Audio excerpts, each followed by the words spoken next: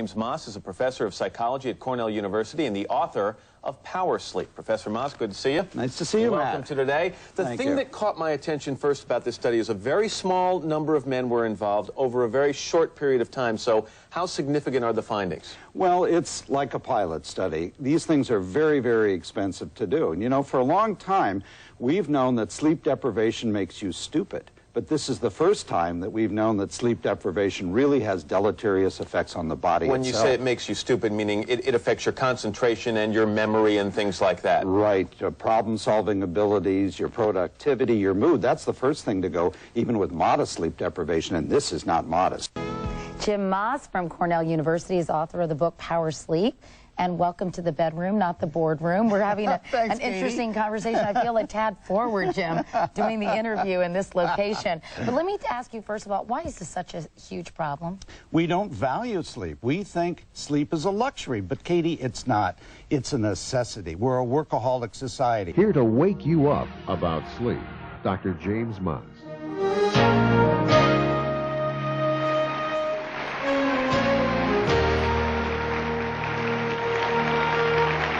So the next time you interview a new employee for a job, just say, how many hours of sleep?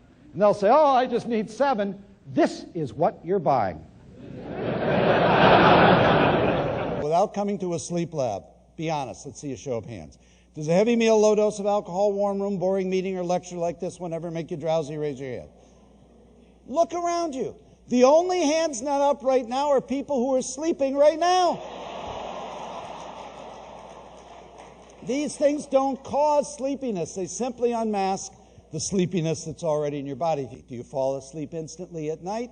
Do you need an alarm clock to wake up? You should never need an alarm clock to wake up. Do you repeatedly hit the snooze bar? Do you sleep extra hours on the weekends? Answer yes to any 2 of those questions, and you are pathologically sleep deprived, and you're going to have to do something about it. Take a look at this study out of Stanford and Columbia. People who average 6 hours of sleep, the majority of you, are 23% more likely to be obese than people who are getting adequate sleep. And look what happens when you go down to 5 and 4. The best diet there is not South Beach. It is not Atkins. It is getting in a select comfort bed and staying there. That's the way you're going to be thin. All of us have had teenagers who at one time or another do stupid things, act out. You know, what do we say to them? Don't you have a brain in your body? The answer is no, they do not. There's absolute clear-cut evidence. The sleep spindles only come in the 7th to 8th hour of the night. So if you take a golf lesson and then you sleep on it for 6.5 hours, it's gone. It's history. And you hear about athletes saying, I'm in the zone. You saw it with Florida and the NCAA, the basketball tournament. Guys almost with their eyes shut. 3-pointers, zap, zap, zap. They were in the zone because they've learned to value sleep. What happens? Why do you wake up in the middle of the night? Any caffeine after 2 in the afternoon is going to ruin REM sleep.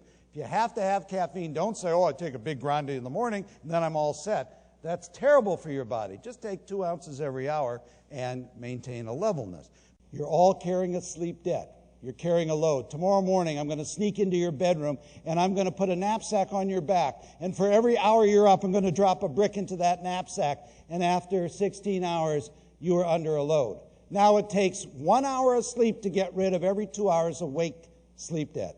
Every 2 hours you're up creates this tremendous need for an hour of sleep. So if you don't sleep 8 hours, you wake up the next morning, you already have bricks in your backpack before you even start the day, and soon you're going to crash.